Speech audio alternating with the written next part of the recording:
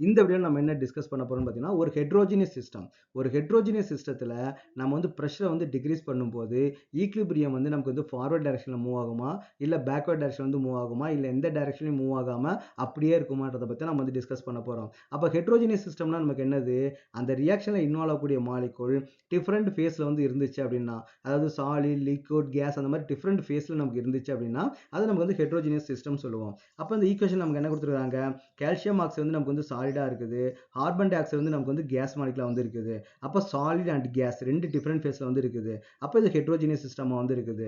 அப்ப இந்த ஹெட்ரோஜினியஸ் சிஸ்டத்துல நீங்க வந்து பிரஷரை டிக்ரீஸ் பண்ணும்போது நமக்கு என்ன ஆகும்னு பார்த்தீங்கன்னா, லீ-சார்ட்லே பிரின்சிபல் படி பிரஷர் வந்து ரிலேட்டட் டு கேஸ் மாலிகுல். அப்ப பிரஷர் வந்து purely based on the gas மாலிகுல டிபெண்ட் பண்ணி தான் இருக்கும். அங்க வந்து இருக்கக்கூடிய லிக்விட பொறுத்தோ இல்ல சாலிட பொறுத்தோ நமக்கு வந்து சேஞ்ச் ஆகாது.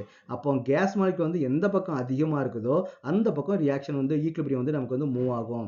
இப்போ இந்த கேஸ்ல ரியாக்டன்ட் சைடுல நமக்கு எத்தனை கேஸ் மாலிகுல் வந்து இருக்குது? ஒரே ஒரு கேஸ் மாலிகுல் வந்து இருக்குது. கார்பன் டை ஆக்சைடு மட்டும் தான் நமக்கு வந்து கேஸ் மாலிகுல். கால்சியம் ஆக்சைடு சாலிடா வந்து இருக்குது. அதை நம்ம கன்சிடர் பண்ண வேண்டிய அவசியம் வந்து நமக்கு வந்து கிடையாது. ப்ராடக்ட் சைடுல நமக்கு என்ன இருக்குது? இங்க வந்து நமக்கு வந்து சாலிட் தான் இருக்குது இல்லையா? அப்போ இங்க கேஸ் மாலிகுலே இல்ல. அப்ப நம்ம என்ன பண்ணலாம்? 0ன்னு எடுத்துக்கலாம். அப்ப எந்த பக்கம் கேஸ் மாலிகுல் அதிகமா இருக்குது? ரியாக்டன்ட் சைடுல தான் கேஸ் மாலிகுல் அதிகமா இருக்குது. அப்ப நமக்கு என்னன்னா ப்ராடக்ட் சைடு தான் நம்ம ரியாக்டன்ட் சைடு வந்து நமக்கு வந்து மூவ் ஆகும். அப்ப ரியாக்ஷன் நமக்கு எந்த சைடு வந்து மூவ் ஆகுது? பேக்வர்ட் டைரக்ஷன் வந்து மூவ் ஆகுது. அப்போ நமக்கு என்ன ஆகும்னு பார்த்தீங்கன்னா ப்ராடக்ட் வந்து நமக்கு வந்து டிக்ரீஸ் ஆகும். ஓகேவா? ஸோ அப்போ நமக்கு வந்து ப்ராடக்ட் நமக்கு என்ன ஆகுது? டிக்ரீஸ் ஆகுது.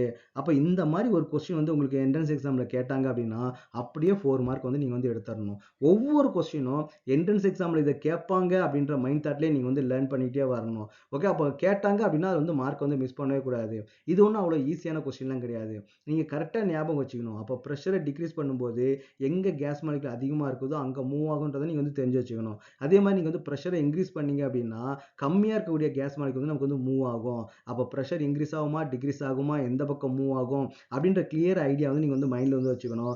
எப்பவுமே எந்த ஒரு கொஸ்டினை பார்த்தாலுமே இந்த கொஸ்டின் என்ட்ரன்ஸ் எக்ஸாம்ல கண்டிப்பா கேட்பாங்க அப்படின்ற மைண்ட் செட்லயே நீங்க படிச்சுட்டு வந்தீங்கன்னு பார்த்தீங்கன்னா ஈஸியா வந்து நீங்க வந்து நல்ல மார்க் வந்து ஸ்கோர் பண்ண முடியும்.